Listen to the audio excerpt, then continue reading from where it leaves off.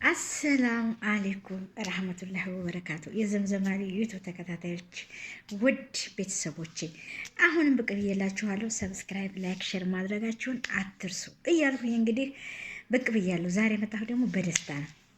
ደስታሽ ምንድን ነው ብትሉኝ እኔ ሁልጊዜም ደስተኛ ነኝ። ሁልጊዜም ቢከፋኝም ቢደላኝም ጥርሴ መሳቅ ነው አመሌ። እኔ ስቃለሁ። እኔ አልሐምዱሊላህ ረቢል ዓለሚን እሱ የሰጠኝ ጸጋ ቢከፋኝም አልሐምዱሊላህ ብዬ ጥርሴን መሳቄን አላሳጣውም። ስቃለሁኝና አሁን ደግሞ በደስታ ፍንቅንቅ አድርጎኛል። ለምን ብትሉ ናሆም ለእህታችን መኪናውን አስረከባት። ምን ትላላችሁ?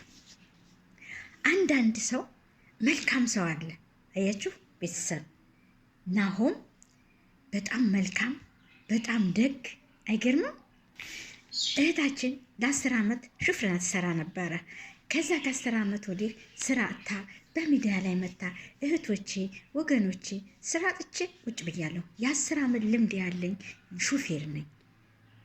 አሁን ግን ስራ በመጣቴ ቁጭ ብዬ እየጠበቅኩ ነው እና እባካችሁ ብላ ተናግራ ነበር። ህዝቡም አዝኖላን ነበር። ለምን አዘነላት? ጎበዝ ልጅ ጠንካራ ልጅ በሚዲያ የምናቃት እህታችን ስለነበረች እናቃታለን የስራ ሰው መሆኗን። አሁንም ናሆም መኪናውን በህዝቡ አማካይነት ለእሷ ይገባታል ተብሎ ህዝቡ በነገረላት አማካይነት የመኪናው ቁልፍ ተረከበችው። ደስ አይልም? እና አሁንም እንግዲህ ጎብዘሽ ርዝቅሽን ከዚህ በላይ ያብዛልሽ። ለሰው ልጅ ስጦታ መስጠት ደስ ይላል። አጊቶ መስጠትን የመሰለ ነገር የለም። ሰውን ማስደሰት የመሰለ ነገር የለም። እና ደስ ይላል። እሷ ደስ ስላላት ለእሷ ለተቀበለችው እኔ ደስታዬ ልነግራችሁ አልችልም። ከምር ነው የምላችሁ። የሰው ደስታ የሚያስደስተው ማን የሆነን? እኔ የሰው ደስታ ያስደስተኛል። ሰው ቢያገኝ ያስደስተኛል። ሰው በልቶ ሲጠግብ ያስደስተኛል። መልካም ነገር ሲያገኝ ሰው ያስደስተኛል። እውነቴን ነው።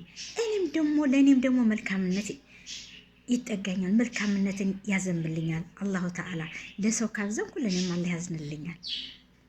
እና እንደ መስጠት ምን ደስታ አለ? መኪናውን ሲሰጣ ከምር አምሮባታል። ደግሞ እኮ እንደዛ ሁና እህታችን አልቅሳ እንባዋ ፊቷ ጉበት መስሎ ቀረባ እንባዋ እየረገፈ ተናግራ፣ አሁን ደግሞ መሻአላ ተባረከላ ፊቷ ፏ ብሎ ጥርስ በጥርስ ሁና ቀረበች። ናሆም ቁልፉን አስረከባት።